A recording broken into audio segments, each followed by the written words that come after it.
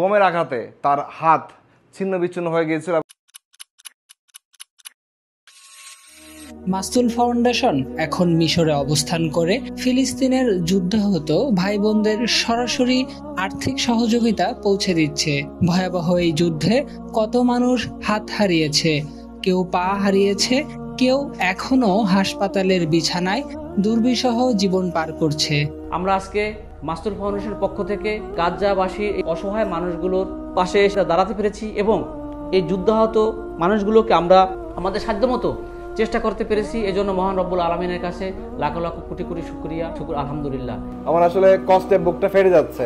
মাসুম বাচ্চা, সে তার বাবাকে হারিয়েছে, মাকে হারিয়েছে, তার সব ভাই বোনকে হারিয়েছে। দেখেন তার পা নাই, সে কথা বলতে পারছে না, তারপরে সবাইকে হারিয়েছে। আবার এমনও অবুঝ শিশু আছে যারা হয়তোবা বাবা মা, পরিবার পরিজন সব হারিয়ে নিঃস্ব হয়ে আছে। এমন সব মানুষের চিকিৎসার জন্য নগদ অর্থ দিয়ে পাশে দাঁড়িয়েছে মাসতুল ফাউন্ডেশন। আপনিও এগিয়ে আসতে পারেন যুদ্ধাহত এই মুসলিম ভাই বোনেদের পাশে।